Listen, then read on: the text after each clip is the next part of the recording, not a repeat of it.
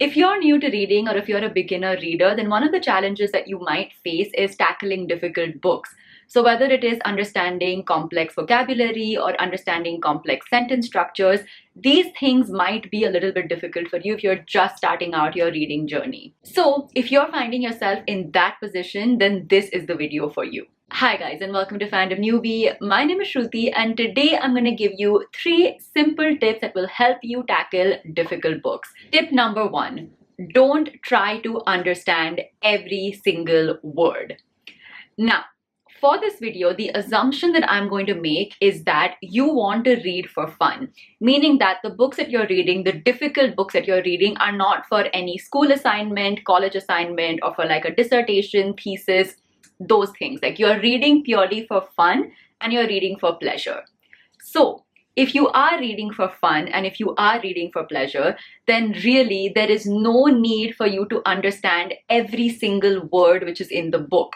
The minute you kind of take away that pressure of understanding everything which is there in the book, like the minute that pressure is off your chest, trust me, you will really enjoy the reading process. And honestly, let me tell you that even seasoned readers who have read hundreds or thousands of books also, even they get stumped by some books and the literature of some books and the sentence structure of some books. So please realize that understanding every single word, every single sentence, every single character motive in a book is overrated, and you really don't need that to enjoy a book. So let me give you a personal example.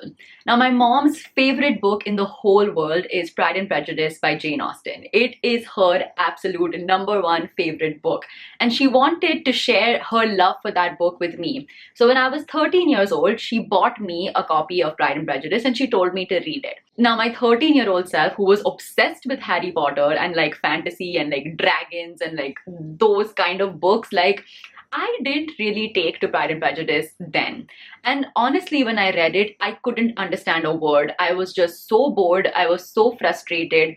I couldn't understand anything. I had to constantly rely on a dictionary to to help me get through that book. And then I gave up. I think I read the first 3 chapters and I completely gave up. I'm like, okay, this book is not for me. Cut to about 3 to 4 years later, when I was 16 or 17 years old, when I decided to pick up the book again. And again, it was because my mom kept telling me how much she loved the book, how much she loved the characters and everything. So I picked it up again.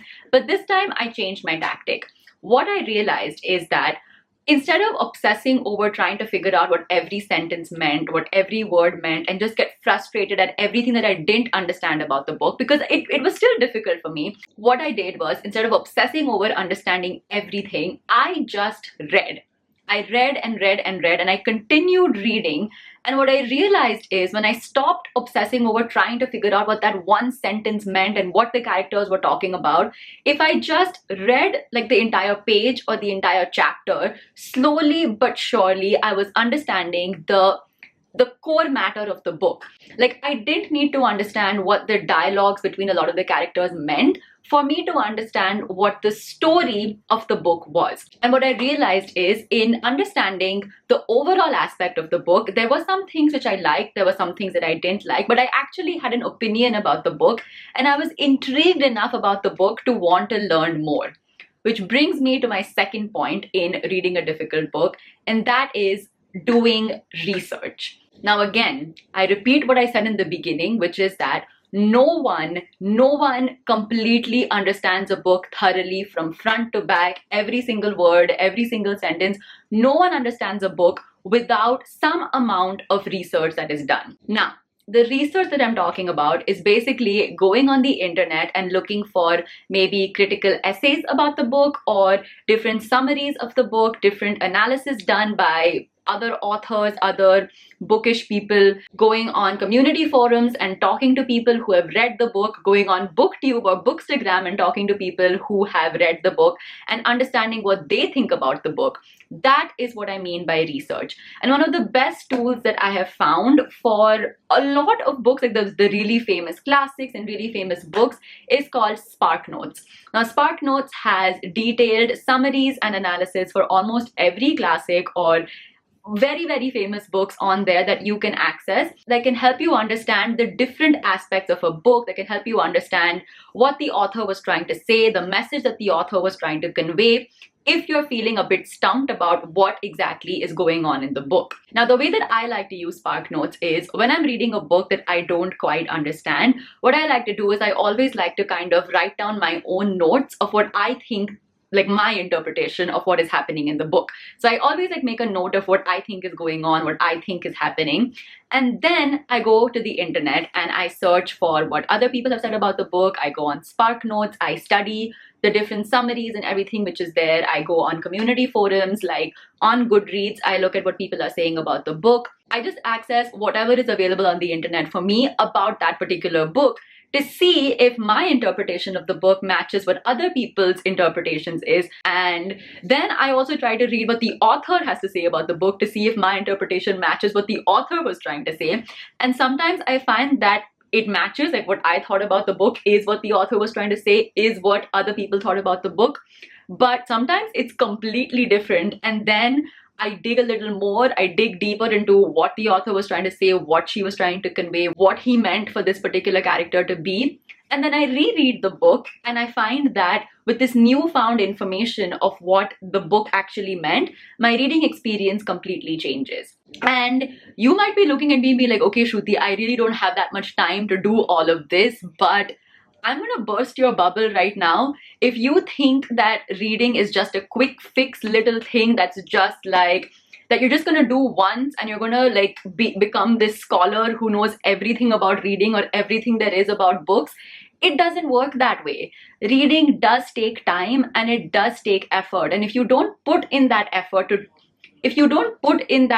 try to decipher what an author is trying to say, or you don't put in that time to understand different people's perspectives on what the book is trying to tell you, then maybe reading is not for you, because reading is all about critical thinking. It's all about your own perspective versus someone else's perspective. It's trying to understand what characters are doing, what they mean, why they are doing what they're doing, and have your own interpretation of it, which could be completely different from someone else's. But that's the beauty of reading. And honestly, if you're reading a difficult book and you just want to understand everything in one go, then it's not going to happen. It doesn't work that way. You have to put in the effort. You have to Google, look up stuff, research stuff. You do have to refer to a dictionary sometimes. There is no quick fix for reading and being able to critically understand a book.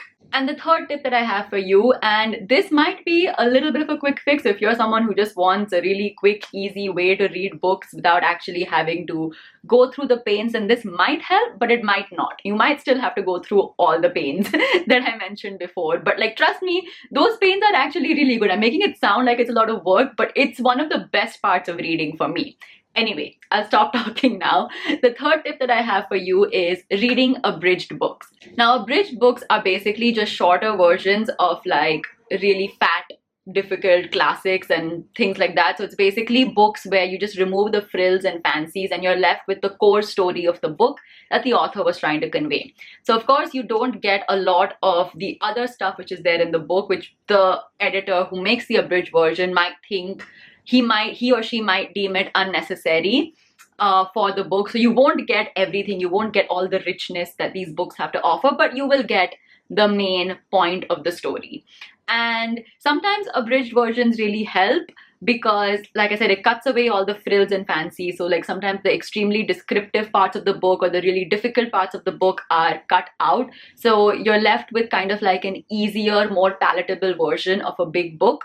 So if you still want to enjoy certain stories, especially classics, if you want to enjoy certain classics or certain stories that are way too intimidating for you to read, then try to find the abridged version because generally they are easier than the actual book to read. And you can also try to find the abridged audiobook versions, which I find sometimes very enjoyable to listen to, especially when it comes to Jane Austen's works. The abridged audiobooks are generally like full cast audiobooks and they're like huge productions. So yeah, check out abridged books as well as abridged audiobooks because sometimes the reading experience for them can be quite fun. So yeah, that was my video for today. I hope you guys enjoyed it and I hope you guys found it helpful. If you did, give this video a big fat thumbs up. Leave a comment down below letting me know which is one of the most intimidating books that you have in your TBR that you just cannot get to because it's so intimidating. Let me know down in the comments. And of course, do subscribe to my channel for more book related videos. I'll see you guys next time. Bye.